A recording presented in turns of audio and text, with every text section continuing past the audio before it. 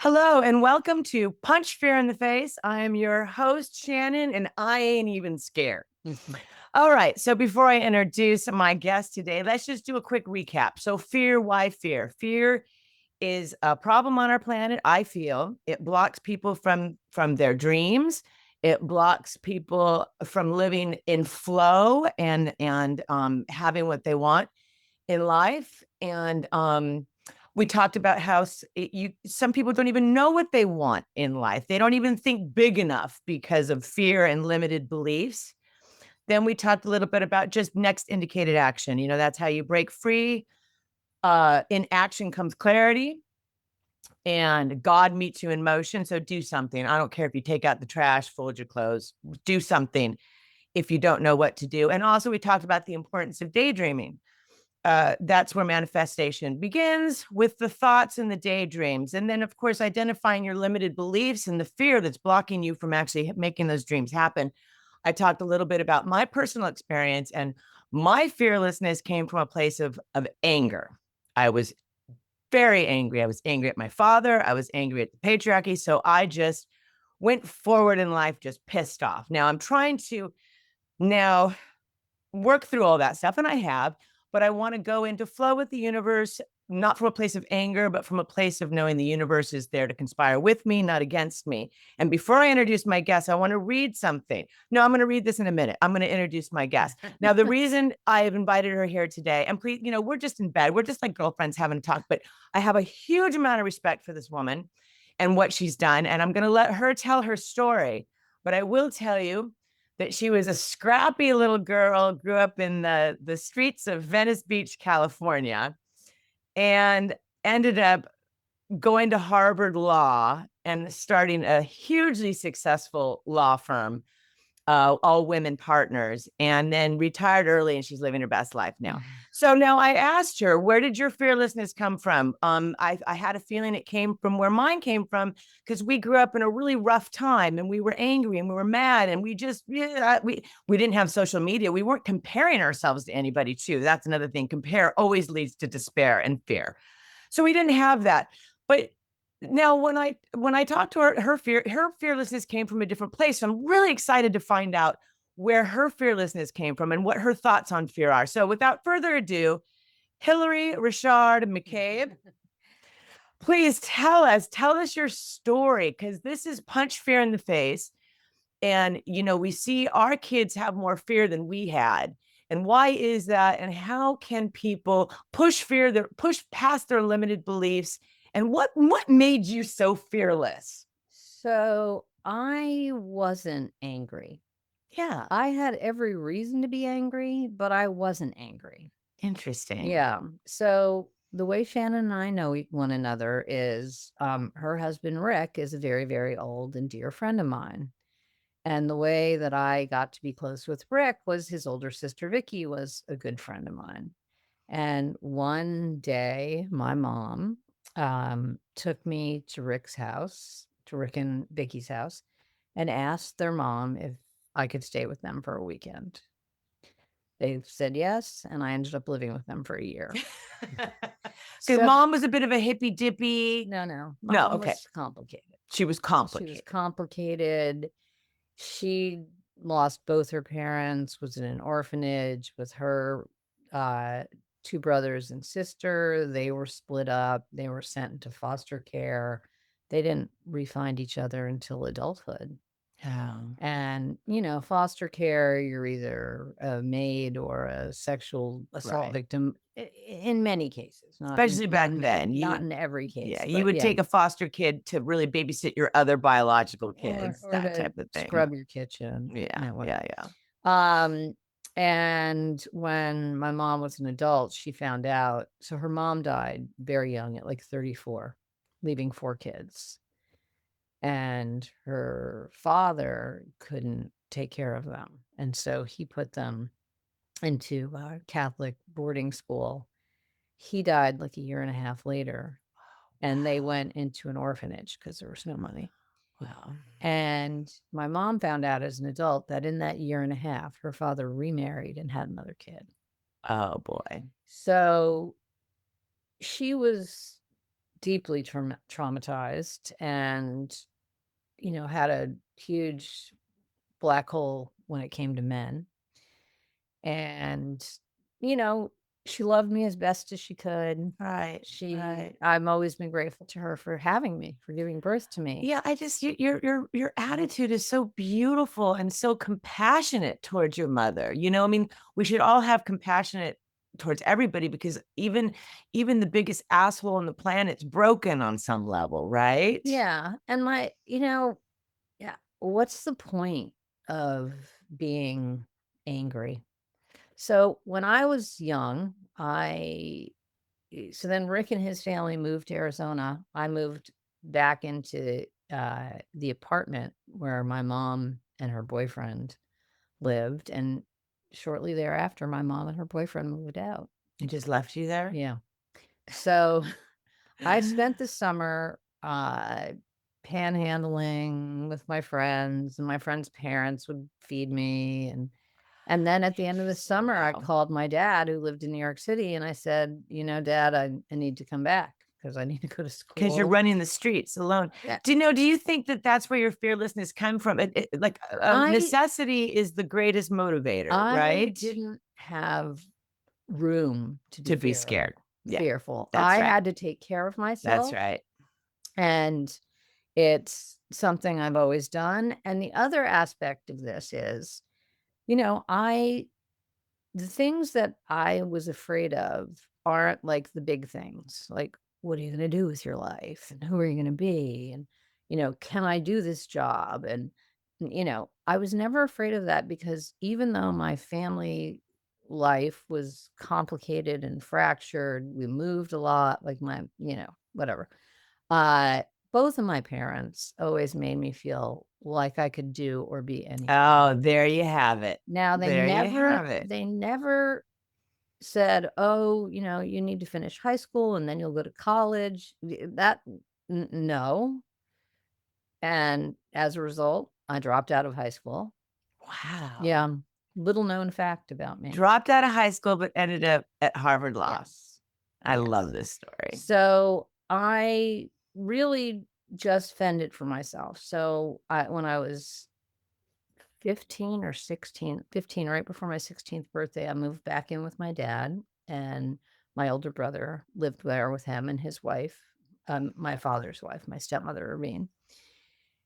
And, education just wasn't a priority for them. That's so And interesting. they were both incredible readers. I'm an incredible reader, Yeah. as you know. Yes. Like Yes. I read, Voraciously reading. 150 books a year or something.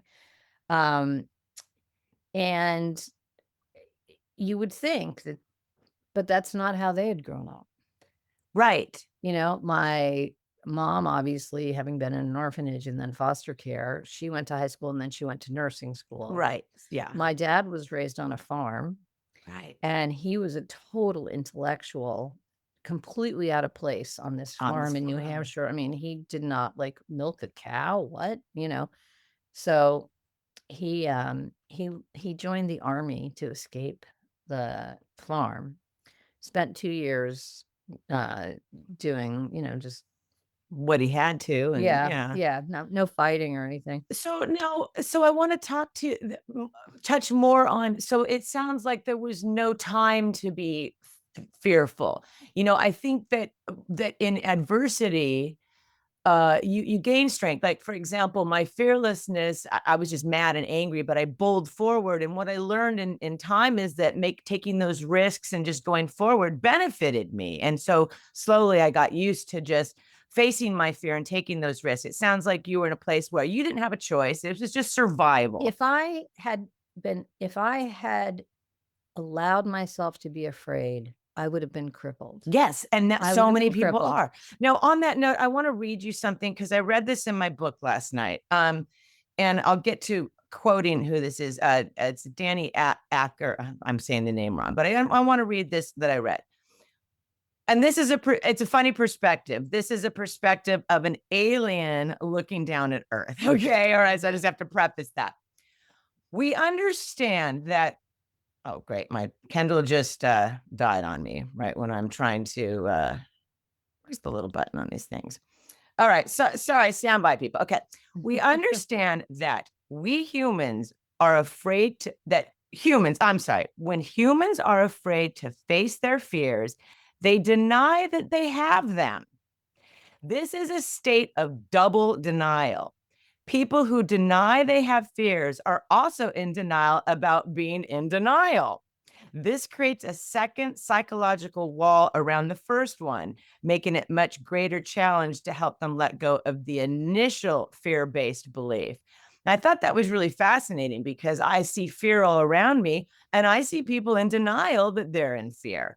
And so if you're in denial, you're in fear. So people's limited beliefs are so blocked by fear. And that's why I talk a lot about next indicated action. If you just do something, comes clarity. And I think that when you take risks, you learn like, I survived. I'm still alive. Yeah. Right. I'm not saying that I've never been afraid. Oh, of course not. Yeah, me too. I'm not. I mean, Everybody's afraid on a daily basis. when I was working, I got this Sunday scaries, like that anxiety that built up Imposter on syndrome. total Total imposter imposter syndrome. syndrome. And the thing, I was a big time litigator. I tried cases all over the country. I, went before juries, I know. $250 million litigation, like big cases. And I had tremendous fear You and must have been shitting a anxiety. brick before you went into court. I want to talk to you about that. How'd you Always. face that fear? Always. So I mean, it ended up creating really bad work habits in me. I worked, very, very hard and very long. I was always over prepared. That's how I conquered my fear. Was I would tell myself, I'm going to lose this case. I'm going to lose this case. I would terrorize myself basically. And then I would just, put 1,000,000% in. It was not a healthy relationship with work. I looked Okay. at my law partner who I founded my law firm with, Susan Bruni, and she had a much healthier way of working than I did. But it worked for me. I was incredibly successful and it worked for me. And you're right. So the one thing that that it's interesting because I had to argue with people all day long in court, on the phone, that was my job. Yeah. So the one thing that I really hated to do and that gave me tremendous anxiety was to call someone and talk about settlement. Isn't that interesting? Because money is a funny thing. There's a lot of energy around money and there's a lot of stigma around money. It's just like, I can't really put my finger on it. I represented one client who was a big source of revenue and business for my firm, and she never wanted to settle. I mean, the case, I could tell her, Lynn, oops, shouldn't have said her name. We can settle this case for X dollars, or it's going to cost you X times 1,000 for me to litigate it. And she'd be like, we cannot capitulate. Right. So with her, I rarely had to do the thing I hated the most, which was call. Right, because she just wanted to keep going. She just wanted to keep going. I did have other clients, and it was interesting. And so I would put it off, and then I just bite the bullet and do it. Yeah, bite the bullet. Next indicated action, you just have to bite the bullet, just do it and go forward. But I will say that now that I am retired, I have a pretty stress-free life. Yes, and I do too. And I think we look back. You and I are looking back, like, fuck, we did good, but it wasn't from a very healthy place. No, I created my own terrible work habits. Yes, nobody did that for me. Yes, and they were often motivated by fear. That's right. But they made me incredibly successful. That's right. And that's why I wanted to talk to you about today. I harnessed my fear. That's right. I used my fear. That's right. And my fear brought me tremendous success. And I have the same message. And I think that the reason I wanted to start this podcast is I'd like young people, first of all, they don't have the same adversity that gives them that fearlessness. The world's a little bit softer and cushier for them now. They don't have. I don't think that's true. Well, it's all sin. You don't think that's true? No. Well, I think that there's a lot of they're comparing themselves. And I think you can't be authentically yourself while you're scrolling and comparing. And so I do worry about this generation. Yeah, now, this generation is facing A lot. Tough job I know market, they are. really high know. housing costs. I know. The advent of social media, COVID, and I what know. it did to these I kids. know. I don't think kids today have it easier. We had it hard in a very Different way. way. I absolutely agree with you, but I would love, because now I understand that the universe is conspiring with me and not against me, and that you can go into flow and manifest things you want in an easier fashion. But I do believe that when I listen to my children, oh, I can't do that. There's no way. I'll never afford this. I mean, the limited beliefs scare me. And because I think that your life is only going to get as big as you can dream it. Now, I know that there are problems. I'm not denying that life is hard, but I would love to break free from some of this fear and realize that the universe has enough, and that we and if our focus goes where, if our energy goes where our focus goes, I would like to focus more on this, on solutions, and where we can go and step out of the fear. And I don't have any answers, but that's why I have this podcast. I want to talk to different people about fear and what fear means to them and how it stopped them and or motivated them. Right. So thank you so much for your time today. Any last thoughts on fear? You just got to go conquer it. Yeah, by next indicated action. And sometimes you just do it. Just, I know it's scary, but do something. Do something, because like I said, in action comes clarity, and God meets you in motion. And but until then, I'd like to remind you all to punch fear in the face. Boom. Boom. That's right. And until next time, thank you so much. And thanks for being here. Love you. All right. Bye-bye, guys. Bye. Namaste.